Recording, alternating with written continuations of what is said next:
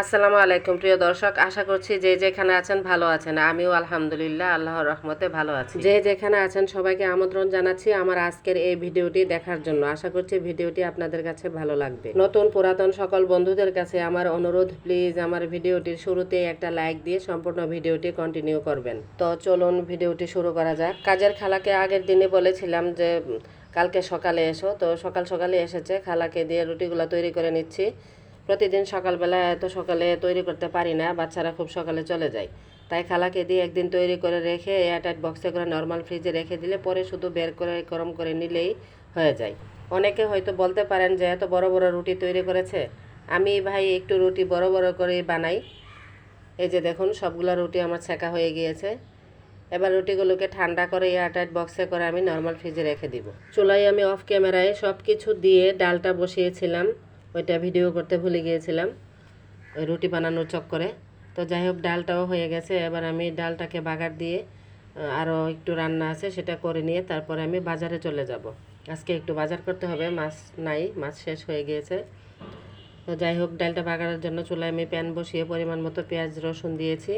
আর এই পটল আলুগুলো ছিলে পরিষ্কার করে ধুয়ে নিয়েছি। এটাকে দিয়ে আমি ট্যাংরা মাছ দিয়ে ঝোল করব।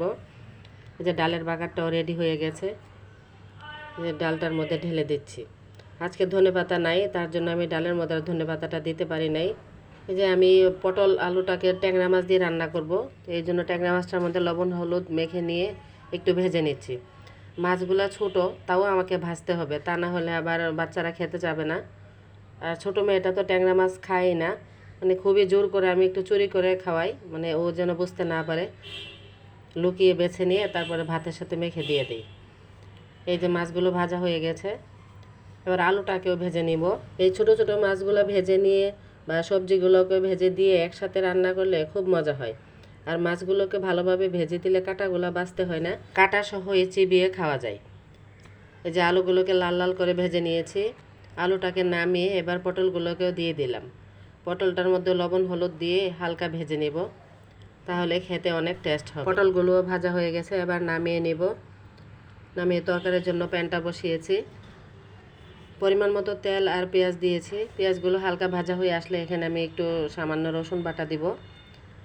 রসুন বাটাটা আমি সব ধরনের তরকারির মধ্যেই দিই, কারণ রসুন বাটা স্বাস্থ্যের জন্যও ভালো, আবার তরকারিতেও ভালো টেস্ট আছে।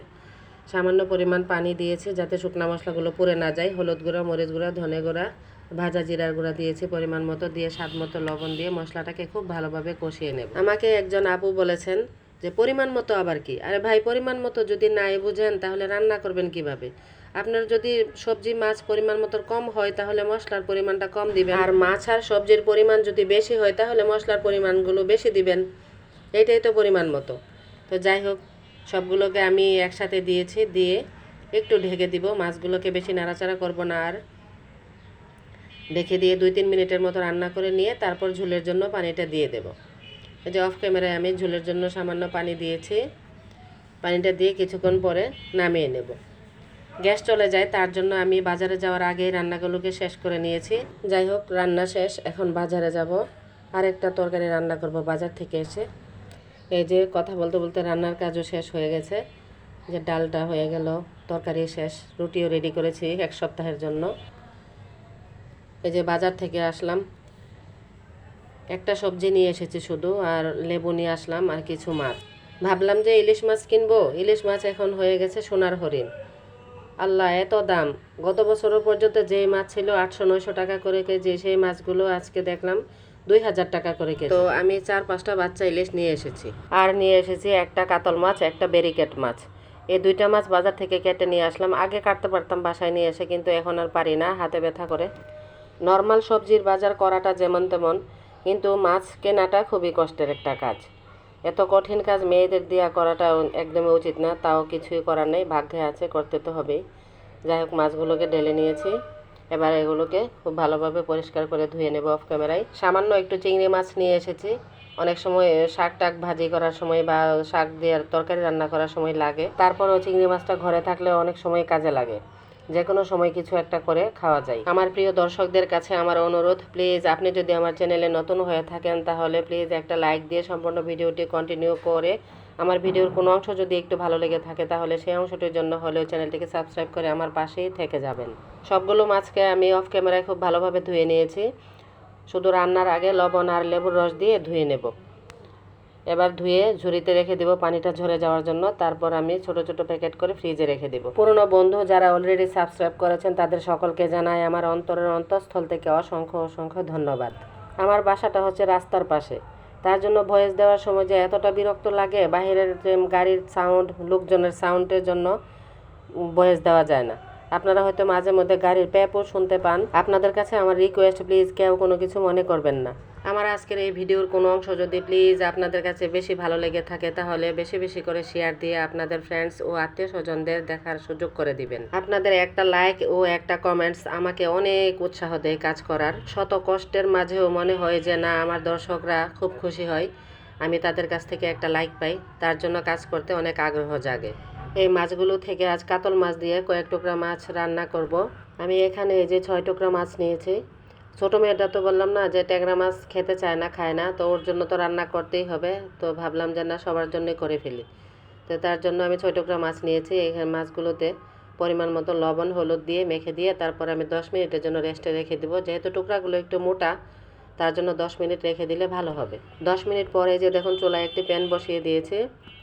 পরিমাণ মতো তেল দিয়ে প্যানটাকে খুব ভালোভাবে গরম করে নিয়ে এই মাছ ভাজার আগে একটা টিপস আছে, 1 চিমটি লবণ দিয়ে যদি প্যানটাকে খুব ভালোভাবে গরম করে নিয়ে নেন, তারপরে ওই যে খুন্তিটা দিয়ে একটু নাড়াচাড়া করে দেন, তাহলে মাছগুলো আর নিচে দিয়ে লেগে যাবে না, খুব সুন্দরভাবে মাছগুলোকে উল্টানো যাবে।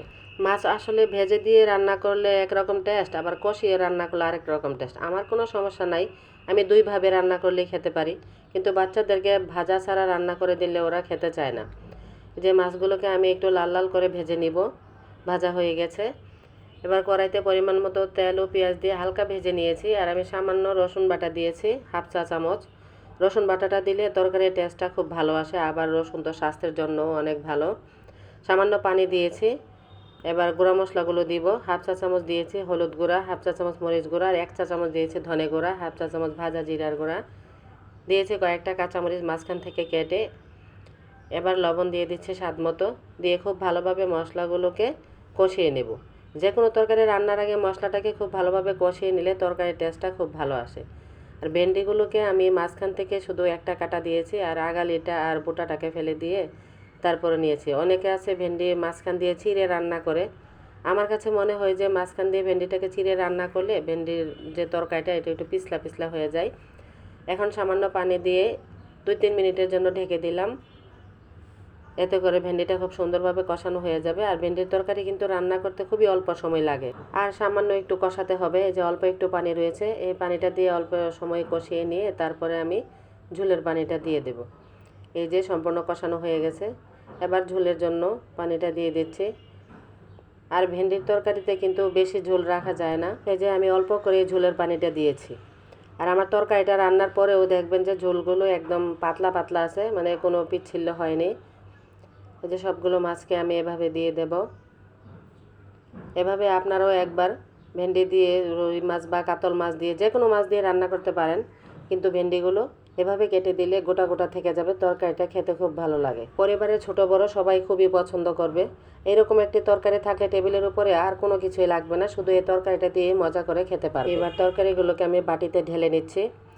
আবার কথা হবে পরবর্তীতে অন্য কোনো নতুন ভিডিওতে। সেই পর্যন্ত সবাই ভালো থাকুন, সুস্থ থাকুন, আমার জন্য দোয়া করবেন, আমিও সেই কামনা করে আজকের মতো বিদায় নিচ্ছি।